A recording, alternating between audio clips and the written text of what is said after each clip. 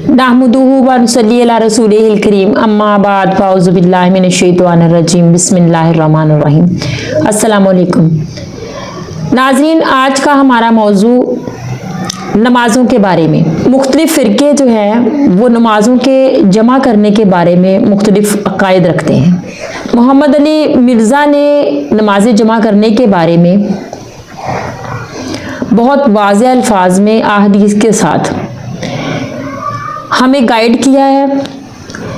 आज हम उसी वीडियो पर बात करेंगे। तो आइए सबसे पहले वीडियो देखते हैं, उसके बाद इस पर मज़ीद बात करते हैं। वीडियो देखने से पहले प्लीज़ मेरे चैनल को सब्सक्राइब करें, वीडियो को शेयर करें, लाइक करें। आइए वीडियो देखते हैं। सही मुस्लिम में नमाज़ें जमा करने वाली अहादीस के कॉन्टेक्स्ट में सारे आइम्मा अरबा की राय पड़ी है।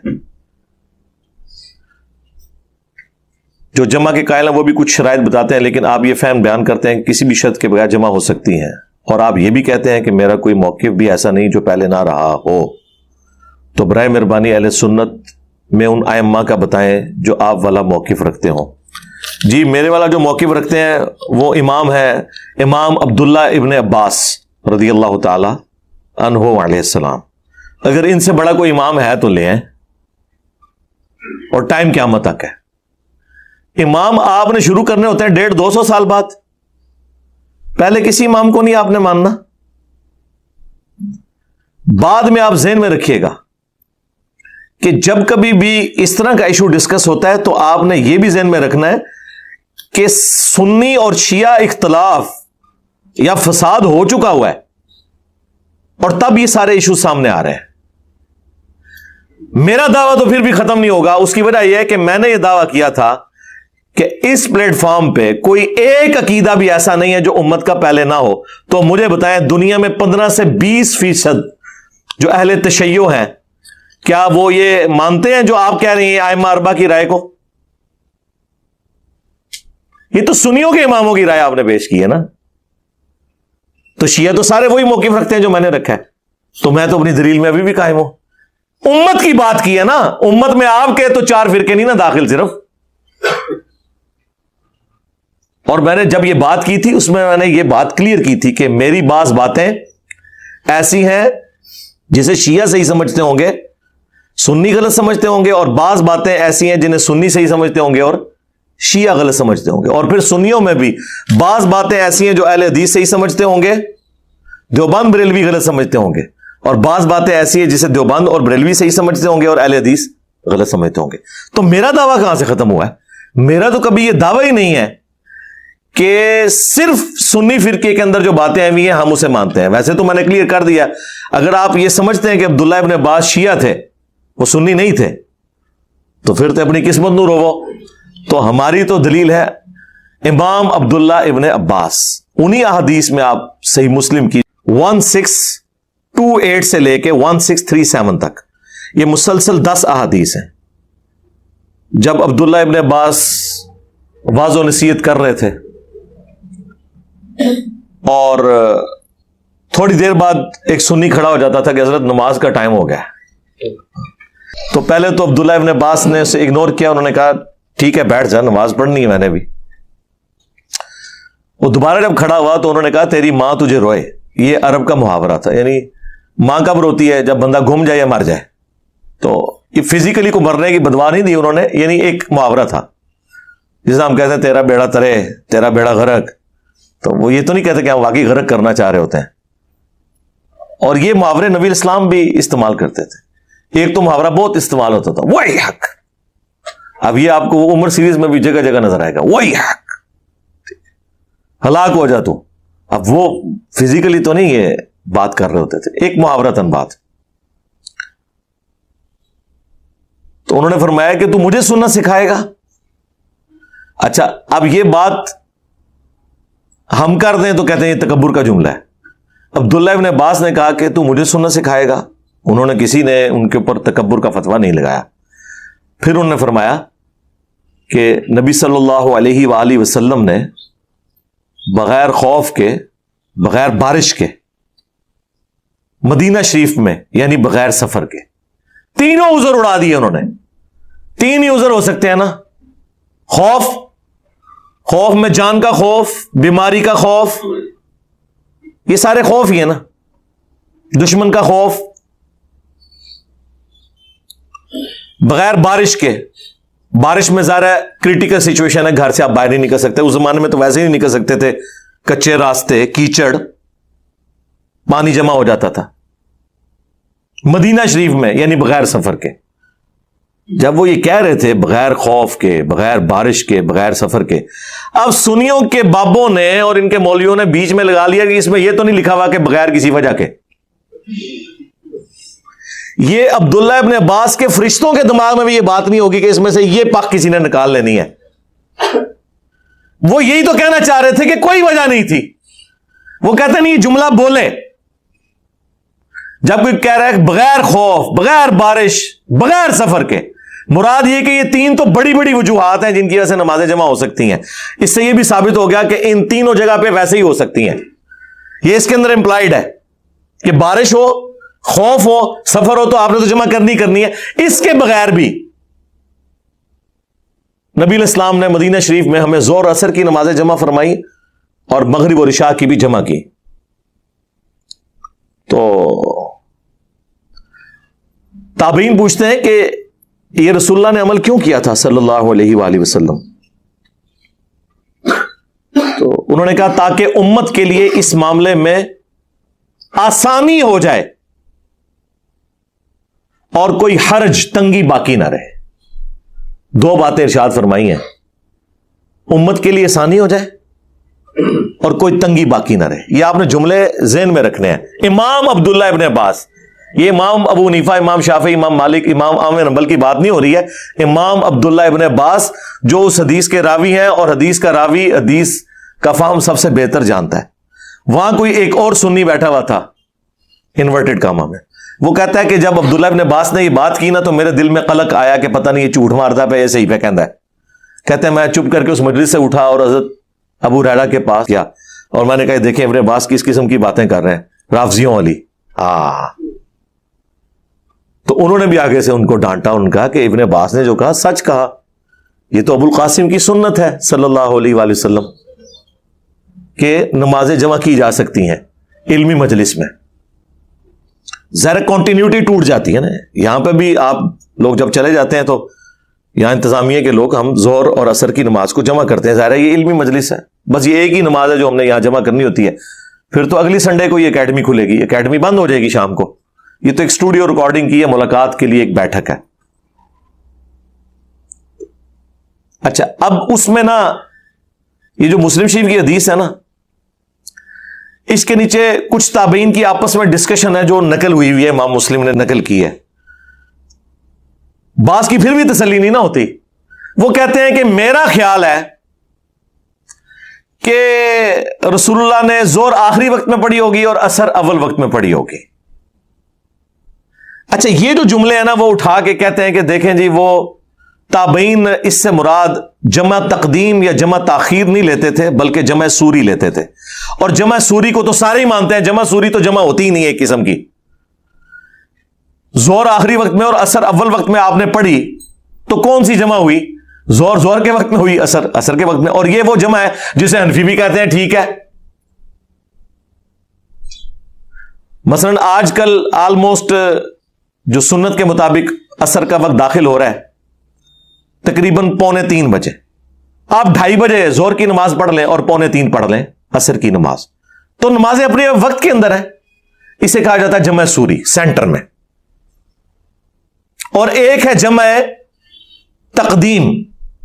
جمع تقدیم یہ ہے کہ ظہر کے ساتھ ہی عصر ملا لی جائے. وہ بخاری مسلم میں ہے کہ نبی علیہ السلام اگر ظہر کے وقت سفر کے لیے نکلتے تو ادھر ہی مدینہ شریف کے اندر ہی ظہر عصر کٹھی پڑھ لیتے. تو کیا مطلب ہے کہ ابھی عصر کا وقت تو ابھی شروع ہی نہیں ہوا, تو جمع تقدیم ہو گئی. یہ واضح حدیثیں ہیں بخاری مسلم کی, حنفی نہیں مانتے اس کو. اس میں لکھا ہوا ہے کہ اگر ظہر کا وقت شروع ہو چکا ہوتا تو آپ عصر بھی ساتھ ہی پڑھ کے نکلتے.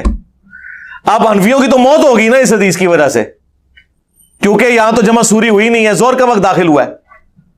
اس کے آگے لکھا ہوا ہے پھر کہ اگر آپ ظہر کا وقت داخل ہونے سے پہلے نکلتے پھر عصر کے وقت میں جا کے دونوں نمازیں جمع کرتے تاکہ زیادہ ٹریولنگ ہو جائے. لاجیکل ہے. اور بالکل واضح حدیث ہے بخاری مسلم میں. تو مجھے بتائیں کیا حنفیوں نے یہ سفر والی حدیثیں مان لی نہیں ہیں نماز جمع کرنے والی؟ وہ تو سفر میں ماننے کے لیے تیار نہیں ہے. وہ صرف کہتے ہیں جی حاج و عمرے والا ہم مانتے ہیں. عمرہ بھی نہیں، حاجی جو میدان عرفات میں زور اثر جمع ہوتی ہے اور مزدلفہ کے اندر مغرب اور عشاء جمع ہوتی ہے، اس کو وہ بھی مانتے ہیں کہ چاہے وہ کھلی چھٹی ہے، جتنی دیر مرضی زور کا وقت سے لے کے مغرب کا وقت ہونے تک اور وہاں مغرب سے لے کر فجر کا وقت داخل ہونے تک کسی بھی وقت وہ نمازیں جمع ہو سکتی ہیں. اس کے علاوہ وہ نہیں مانتے اور کہتے ہیں یہ حج کی خصوصیت ہے. ایک اور کمینگی آج کل شروع ہو چکی ہے. چاند ایک نوجوان بے وقوف جاہل کرکٹ کھیلن دے شوقین الو دے پٹھے جنہاں نوں پوچھن والا کوئی نہیں. او جی اسی کرکٹ کھیلنی ہوندی ہے تے اے مرزے پلمبر نے آکھیا ہے تسی نمازاں کٹھیاں کر لو خیر ہے، اسی پھر زور دے نال ساڑیاں پڑھ لیندیاں نے. تے میں کہا تسی تے قرآن دے منکر ہو، بے حیاؤ. اللہ نے قرآن میں فرمایا ان الصلاۃ کانت علی المؤمنین کتابا موقوتا کہ میں نمازاں دا وقت دے اوتے نمازاں نوں فرض کیتا ہے. نماز تو اگے پیچھے نہ کری، وقت تے پڑھ. فجر دے ٹائم تے پڑھ، زور دے ٹائم تے پڑھ، اثر دے ٹائم تے پڑھ. تو کانوں نہ کٹھیاں کرن والا گولیا. او جی نبی پاک نے حج دے موقع تے کیتیاں سن. تو میں کہا تو نبی ہے؟ سنی بندہ بولے، سنی بندہ بولے، دعا بندہ نہ بولے.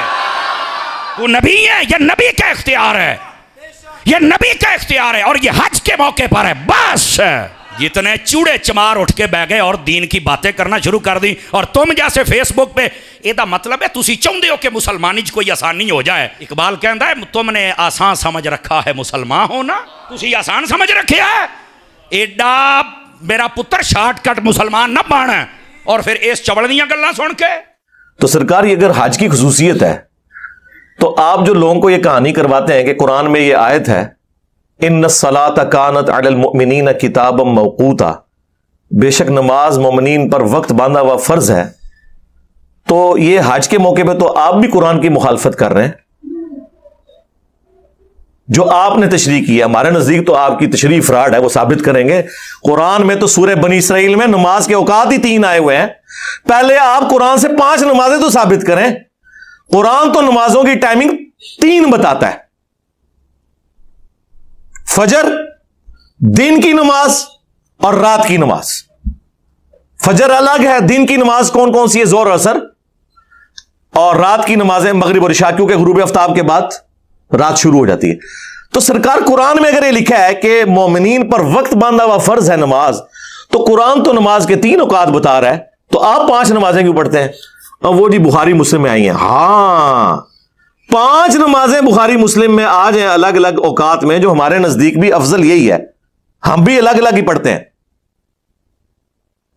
کبھی جمع بھی کر لیتے ہیں.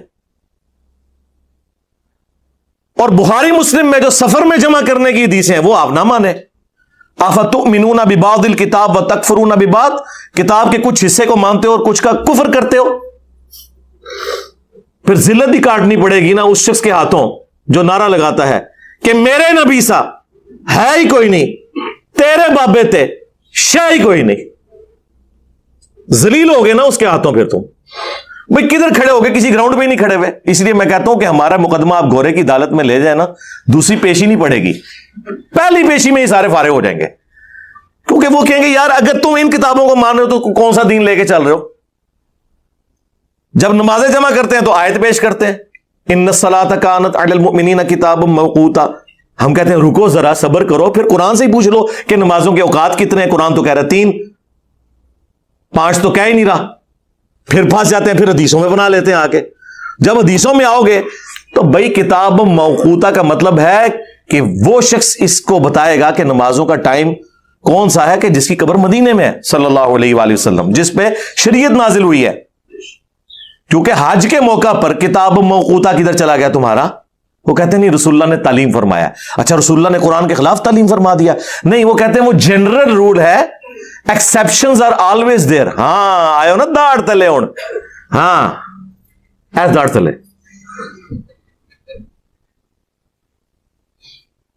تو یہ ایکسپشنز ہی ہوتی ہیں سفر میں، خوف میں، بارش میں اور مجبوری میں، اور ایون بغیر مجبوری کے بھی. ویسے تو بغیر مجبوری کو تو دنیا میں کرتا بھی نہیں ہے، کوئی نہ کوئی وجہ ہوتی ہے نا. کسی نے کسی شادی میں جانا ہوتا ہے، کسی نے کوئی میٹنگ اٹینڈ کرنی ہوتی ہے، تبھی وہ جمع کرتا ہے نا. कोई थका हुआ होता है, किसी को पता होता है बाद में मुझसे टाइम मैनेज नहीं होगा, चलो मैं अभी पढ़ लूं, तो किसी ना किसी दर्जे में तो होता ही है। तो यह भी आपकी बात गलत है, मजबूरी तो होती है, ना भी हो तब भी आप कैसे हुक्म लगाएंगे। तो वो ताबीन की डिस्कशन लेके आते हैं, और जी ताबीन कह रहे थे हो सकता है कि वो रसूलुल्लाह ने जोर आखिरी वक्त में और असर अव्वल वक्त में पढ़ी हो। ये सरकार ये जो ताबीन बयान कर रहे हैं वो अपनी राय बयान कर रहे हैं। अब्दुल्लाह इब्न अब्बास ने तो सीधा फरमाया कि रसूलुल्लाह ने ऐसे इसलिए किया ताकि उम्मत के लिए तंगी बाकी ना रहे और आसानी हो जाए, कोई हर्ज बाकी ना रहे। ये आसानी का लफ्ज जो है ना बता रहा है कि नबी इस्लाम ने कोई स्टॉप वॉच ऑन नहीं की हुई थी कि बस 10 मिनट रह गए, टाइम दाखिल होने वाला, जल्दी जल्दी वजू कर लो फिर नमाज़ा जमा करिए। तो ये कौन सी आसानी है? आसानी तो यह है कि टॉलरेंस आपके पास मौजूद हो कि जोर का वक्त दाखिल होने से लेकर मगरिब से पहले पहले किसी भी वक्त नमाज जमा हो जाए, और मगरिब का वक्त दाखिल होकर फजर का वक्त दाखिल होने से पहले किसी वक्त नमाजें जमा हो जाए। यह आसानी होगी।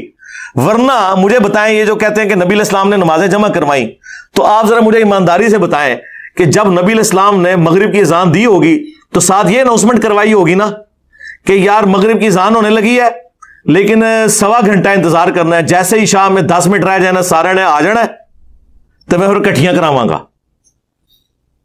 उस जमाने में तो कोई ऐसी पॉसिबिलिटी नहीं थी।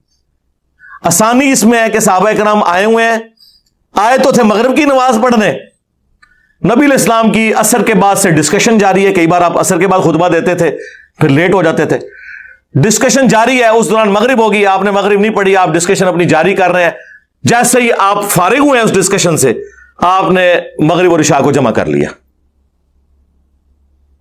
या यह होता होगा कि मगरिब की अजान के वक्त सहाबा कराम आए मस्जिद में और हुजूर कहेंगे हूं बह जाओ 1.5 घंटा, मैं तुहाडे से सानी करन लगा, 1.5 घंटे बाद कट्ठी दोए पढ़ावांगा। तो लोग कहेंगे हजरत ये 1.5 घंटा हम घर में कोई अपने काम काज कर लेते, ये कौन सी, ये तो उल्टा वो 10 या 20 मिनट की नमाज हमें 1.5 घंटे की पड़ गई है, ये आसानी है, मुझे बताएं। लेकिन common sense is not so common. ये अकल वालों को समझ आएगा आसानी कब होगी।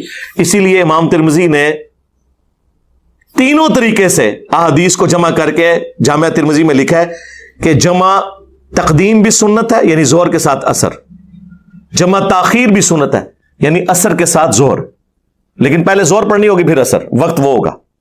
और इसी तरह मगरिब और इशा के लिए भी, और जमा सूरी भी सुन्नत है। लेकिन जाहिर है 100 करोड़ इमाम तिरमिजी सुन्नी तो थे, लेकिन उन्होंने हदीस में यह नकल तो किया कि नबी इस्लाम ने, मुस्लिम वाली हदीस इमाम तिरमिजी भी नकल की, बगैर खौफ के, बगैर बारिश के, बगैर सफर के नमाजों को जमा किया। और इब्ने अब्बास का फतवा भी नकल किया ताकि उम्मत के लिए आसानी हो जाए, कोई तंगी बाकी ना रहे। और फिर कहते हैं लेकिन हमारे जो आइम्मा है ना, आमद बिन हंबल और इमाम शाफी, वो कहते हैं बगैर वजह के नमाजों को जमा नहीं करना चाहिए। तो कहते हैं आपके इमाम, मैं कहता हूं जी अभी उठ के कब्रों से निकल के हमें तो कोई फर्क ही नहीं पड़ता। उसकी वजह यह है कि हमने तो उस शख्स को अपना इमाम माना है जिसकी कब्र मदीने में है, सल्लल्लाहु अलैहि वसल्लम। जी सरकार, इस दौर के इमाम शाफी और इमाम अहमद बिन हंबल और इमाम मालिक वो लोग होंगे ना जो इस दौर में दीन सिखा रहे हैं। इस दौर के लोग उस जमाने में होते तो उस जमाने में वो इमाम शाफी, इमाम अहमद बिन हंबल होते। ठीक है, जिस तरह मैंने अज़राए तफन्नुन कई दफा कहा है कि आपने अगर उस दौर का कोई इंजीनियर मोहम्मद अली मिर्जा देखना है ना, तो इमाम मुस्लिम का मुकदमा पढ़े, हदीस की सेहत के हवाले से वो कितने स्ट्रिक्ट हैं। और ये तफन्नुन के तौर पे है, मैं तो इसको बेअदबी शुमार करता हूं। हाँ, मैं ये कहता हूं कि इस दौर में अगर इमाम मुस्लिम का कोई जानशीन देखना है तो हमें देख लें। वो तो जमानों से क्या फर्क पड़ता है मेरे भाई, सब फॉलोअर हैं। इमाम वो है जिसकी कब्र मदीने में, सल्लल्लाहु अलैहि वसल्लम। ये सारा, ये बाबा परस्ती की वजह से तो सारा जनाजा निकला है। इस हवाले से एक और हदीस जो पेश की जाती है ना, इमाम तिरमिजी रहमतुल्लाह अलैह ने उस हदीस को खुद ज़ईफ लिखा है जामिया तिरमिजी के अंदर कि जिसने बगैर उज़र के 2 नमाजें जमा की तो वो गुनाह कबीरा का मुर्तकिब हुआ। ये हदीस अल मुस्तदरक लिल हाकिम के अंदर भी है और फज़ाइल अमाल के अंदर भी शेख ज़करिया ने नकल की है रवायत, और इससे अपनी हनफियत साबित की, लेकिन नीचे उन्होंने अरबी में लिख दिया कि ज़ईफ है।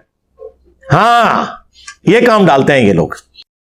तो ये नमाजें जमा करने में आसानी उसी वक्त होगी जब आपके पास टॉलरेंस मौजूद हो। लिहाजा सफर में करनी है या हजर में करनी है, बारिश में करनी है या खौफ में करनी है, کسی وجہ سے کرنی ہے یا بغیر وجہ کے کرنی ہے، نمازیں بہرحال 5 ہی رہیں گی، البتہ وہ جمع ہو جائیں گی۔ اہل تشیع نے اپنی روٹین بنائی ہوئی ہے نمازیں جمع کرنے کی، ان کی فقہ میں بھی لکھا ہوا ہے کہ نمازیں ہمیشہ جمع کرنا یہ افضل نہیں ہے۔ رسول اللہ کا عمومی عمل کیا ہے؟ 5 نمازیں الگ وقت میں پڑھنا۔ ہم جواد نقوی صاحب حافظہ اللہ تعالیٰ کو جب ملنے گئے عروۃ الوثقیٰ کے اندر، میں نے زور اثر کٹھی جمع کی مسجد کے اندر، وہ زور پڑھ کے باہر نکل آئے اور انتظار کر رہے تھے میرا، اور میں سمجھا شاید ہماری وجہ سے انہوں نے کیا ہے کہ چلو مجھے سنی ملنے آئے ہیں تو میں نمازیں الگ پڑھوں، تو ان کے ساتھی بتانے لگے نہیں یہ اثر جو ہے نا وہ بعد میں پڑھتے ہیں، یہ نمازیں الگ وقت میں پڑھتے ہیں، یہ جمع نہیں کرتے ادھر۔ وہ کہتے ہیں میرے لیے کون سا مسئلہ ہے، میں تو بعد میں پڑھ سکتا ہوں نا، چلو بچوں کی تعلیم کا حرج ہوتا ہے اور انہوں نے روٹین میں جمع کی ہوئی ہے۔ اور اہل سنت کے ہاں بھی افضل نمازوں کو الگ اوقات میں پڑھنا ہے، جواز یہاں پہ بھی موجود ہے۔ لہٰذا یہ جو میں نے کلیم کیا تھا کہ میرا کوئی ایک نظریہ بھی ایسا نہیں ہے جو اس پلانٹ ارتھ پہ کسی مسلمان فرقے کا کسی نہ کسی شکل میں نہ ہو، مجھ سے زیادہ ہی سخت ہوگا، کم نہیں ہوگا۔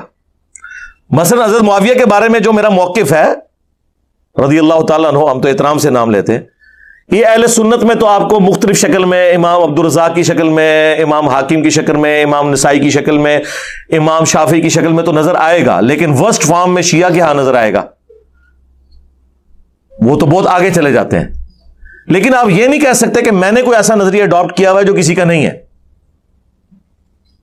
تو نمازیں جمع کرنے میں بھی اہل تشیع ایک بہت ہارڈ لائن لے گئے، پریکٹیکلی عوام ان کی فقہ میں تو ان کے ہاں بھی ہے کہ نمازیں 5 اوقات میں الگ پڑھنی چاہیے، لیکن ضد آ گئی نا، جب سنیوں نے کہا کہ نمازیں جمع کرنا حرام ہے، انہوں نے کہا پھر ٹھیک ہے آ جاؤ میدان وچ، اسی اس مردہ سنت نو زندہ کریں گے۔ جس طرح یہاں پہ اہل حدیث چوتھے دن اونٹ قربان کر کے کہتے ہیں مردہ سنت زندہ کر رہے ہیں، حالانکہ وہ روایتی کمزور ہے۔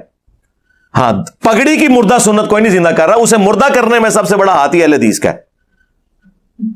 ٹوپی کی سنت کو مردہ ہے، ٹوپی اور پگڑی کی سنت کے قاتل جو ہیں وہ اہل حدیث ہیں، اس لیے اس مردہ سنت کو کبھی وہ زندہ نہیں کریں گے۔ اپنی مرضی کی سنتیں زندہ کی ہوئی ہیں سب نے۔ تو پھر شیعہ نے بھی یہی کیا، انہوں نے کہا ٹھیک ہے یہ نہیں قائل، ہم کریں گے زبردستی۔ اور دوسری طرف ہارڈ لائن لے لی سنیوں نے، انہوں نے کہا کہ نہیں ہم تو کہیں گے حرام ہے۔ ہاں، اہل حدیث کو میں کریڈٹ دیتا ہوں کہ انہوں نے تھنک آؤٹ آف باکس کیا ہے، جرأت دکھائی ہے کہ انہوں نے اس چیز کو مانا کہ نمازیں جمع ہو سکتی ہیں۔ لیکن جب سے یہ ہماری ویڈیوز آئی ہیں اب وہ بھی بیک فوٹ میں۔ اب ہمارے محلے میں جو اہل حدیث کی مسجد ہے، بارش کا اولے بھی پڑ رہے ہیں وہ نمازیں نہیں جمع کرواتے۔ پہلے ہلکا سا بادل بھی آ جائے تو نمازیں جمع کر لیتے تھے، ضد میں آئے ہوئے ہیں، تو مجھے کیا فرق پڑتا ہے، ہم اپنے 2 بھائی سائڈ پہ لے کے اپنی نماز جمع کر لیتے ہیں، ہمیں کیا فرق پڑتا ہے۔ ضد اور ہٹ درمی، اور خود سارے یہ نفع اٹھاتے ہیں۔ طارق جمیل صاحب حافظہ اللہ تعالی، ان کے ڈرائیور نے خود بتایا کہ مولانا کے ساتھ جب ہم سفر میں ہوتے ہیں تو مولانا تو نمازیں ہمیشہ جمع ہی کرتے ہیں، دیکھ لیں۔ لیکن مولانا سے اگر ہم کہیں کہ آپ ذرا اس کا علم اٹھائیں تو ان کے لیے مشکل ہو جائے گی۔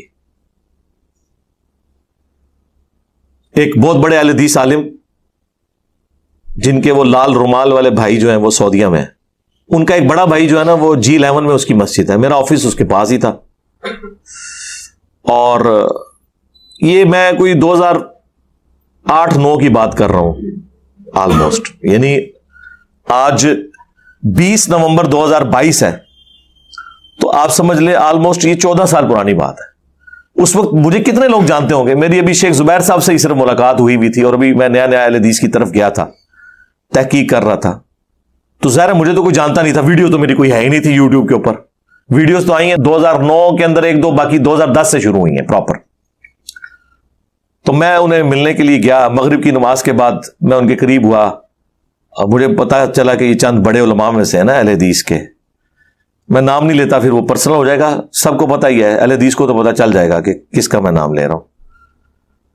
تو وہ گپ شپ شروع ہوئی تو میں نے ان سے ویسے، جو نیا بندہ تحقیق میں ہوتا ہے اسے ویسے ہی چسکا لینے میں مزہ آتا ہے اس طرح کے، تو میں نے کہا جی اب ظاہر ہے میرا تو وہ ریکارڈ انہوں نے کرنا ہی تھا، ظاہر ہے ایک اٹامک انرجی کا آفیسر ہے، انجینئر ہے، تو وہ کوئی عام بندے سے تو بات نہیں کر رہے، میں اپنے دوستوں کے ساتھ گیا ہوا تھا، تو میں نے کہا جی یہ نمازیں جمع کرتے ہیں یہ تو حرام ہے، یہ تو رافضیوں کا طریقہ ہے۔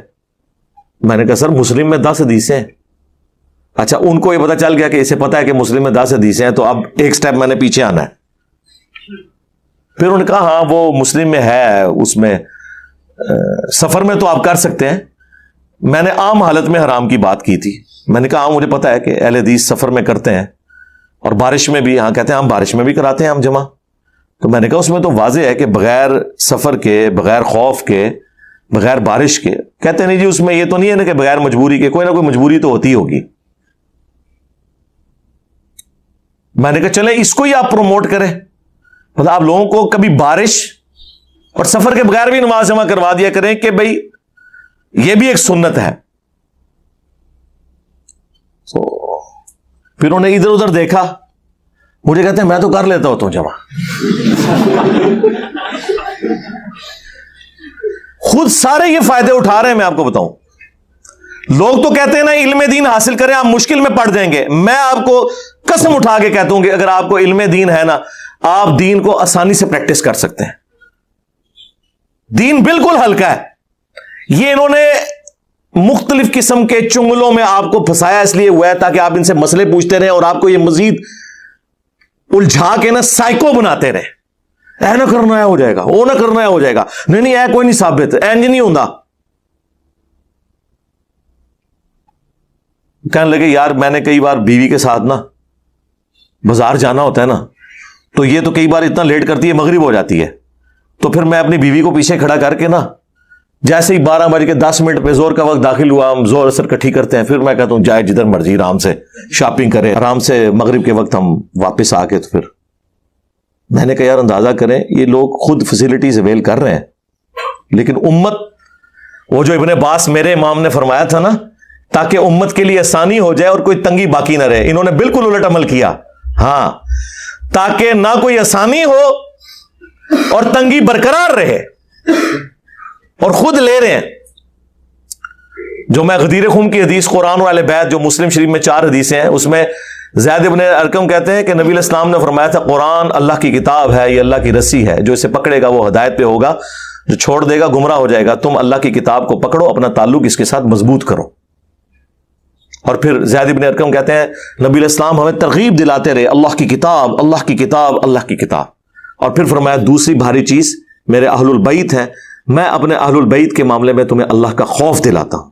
اور یہ جملہ آپ نے 3 دفعہ ریپیٹ کیا, میں اپنے اہل البیت کے بارے میں تمہیں اللہ کا خوف دلاتا ہوں, میں اپنے اہل البیت کے بارے میں تمہیں اللہ کا خوف دلاتا ہوں.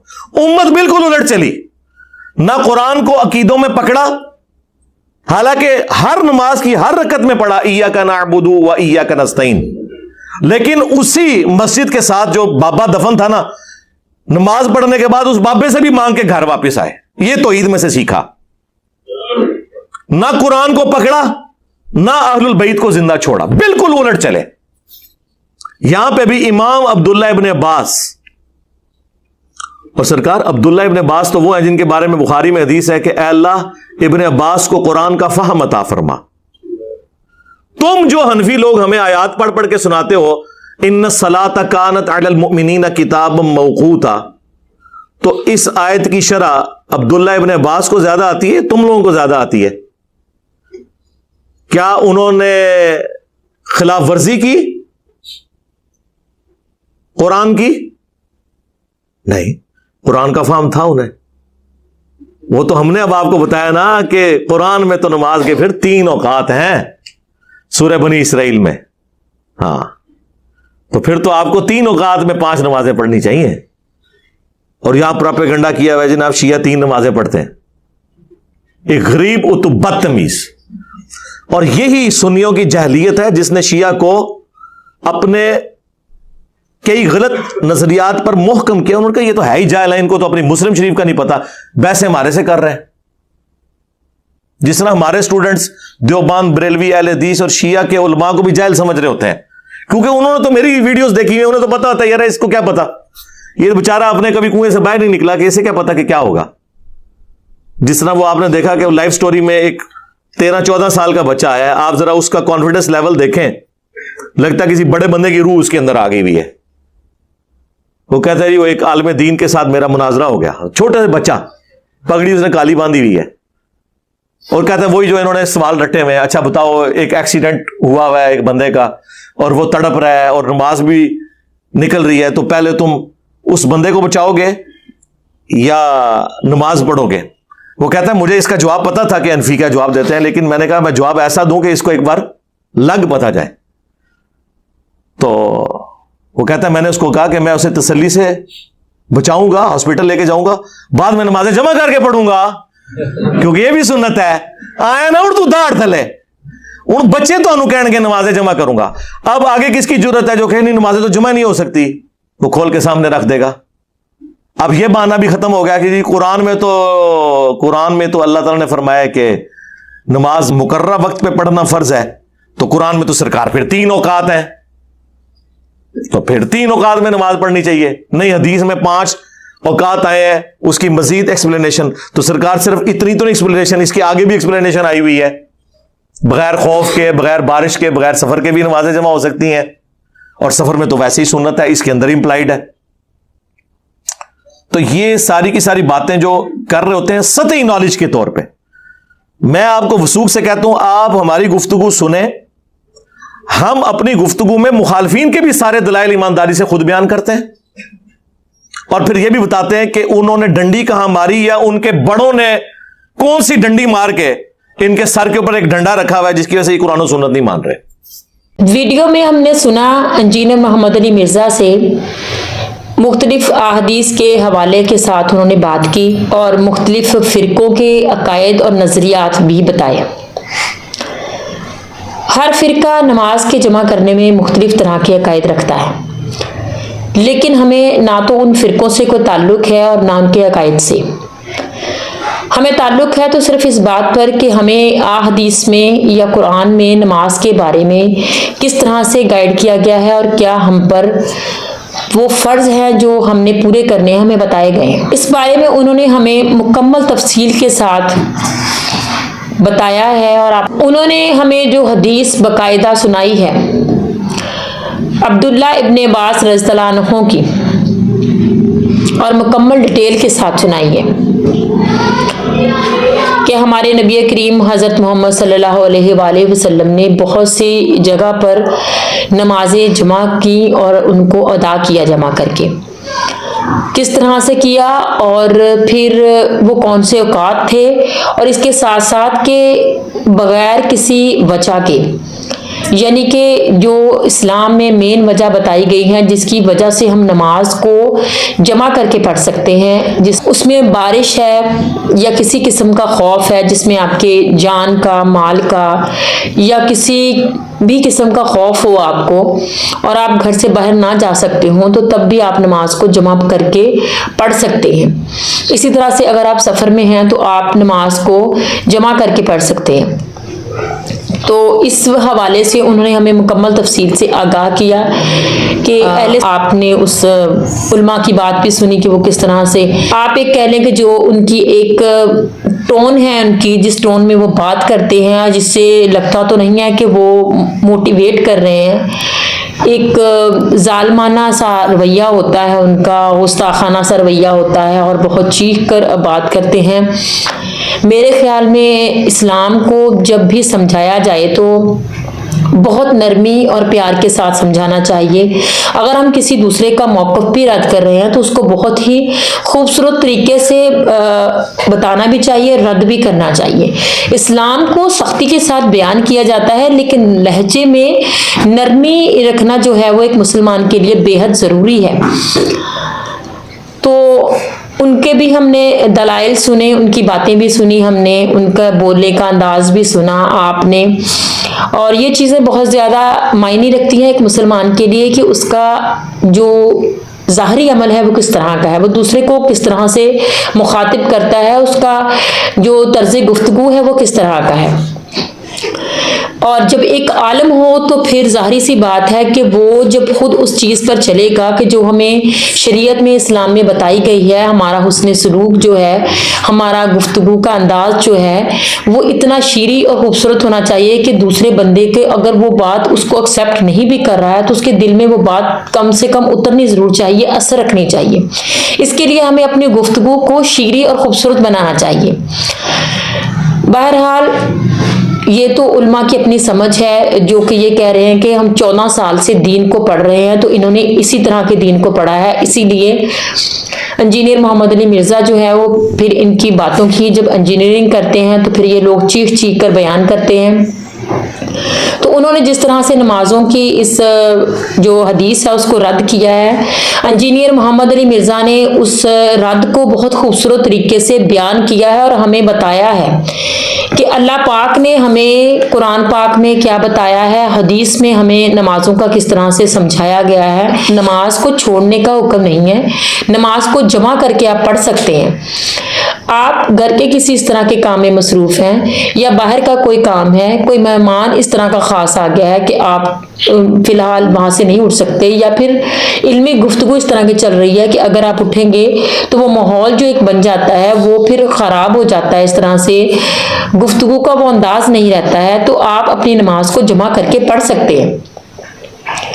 लेकिन दूसरे उलमा जो हैं वो मुख्तलिफ तरह के जो अकायद बयान करते हैं। हदीस जो है वो हमें सीधा रास्ता दिखाती है, क्योंकि हदीस हमारे लिए एक कुरान पाक के बाद वो हमारे नबी करीम हज़रत मोहम्मद सल्लल्लाहु अलैहि वसल्लम की ऐसी चीज़ है हमारे पास, उनकी सुन्नत और हदीस के हम रास्ते से भटक नहीं सकते अगर हम हदीस पर चले तो। और नबी करीम हज़रत मोहम्मद सल्लल्लाहु अलैहि वसल्लम ने फरमाया कि अल्लाह पाक की किताब को, अल्लाह पाक की रस्सी है वो, उसको मजबूती से थाम के रखो ताकि तुम हदायत पर रहो और घबरा ना हो। तो ये अल्लाह की रस्सी जो है वो उल्मा के लिए ही नहीं है कि उल्मा ही इसको पकड़ेंगे और इसको आगे फैलाएंगे। इस रस्सी को हर मुसलमान मजबूती से पकड़ कर रखे ताकि वो हदायत के रास्ते पर रहे और घबरा ना हो। तो हम सिर्फ उल्मा को सुनकर चुप करके बैठ जाए तो ये भी बात ठीक नहीं है। हम बाकायदा उस चीज़ को खुद भी पढ़े, इसका हमें अजर व सवाब भी मिलेगा, और हम अपना जो एक हमारे जहन में कोई भी सवाल होगा, कोई भी डाउट होगा तो वो दूर हो जाएगा। अल्लाह पाक हम सबको तौफीक दे कि हम अपनी नमाज़ों को कायम करें और सही तरीके से अदा करें और अपनी नमाज़ों में खुशू इख्तियार करें। अल्लाह पाक हम सबको अपने अहकामात पर चलने की तौफीक अता फरमाए, आमीन।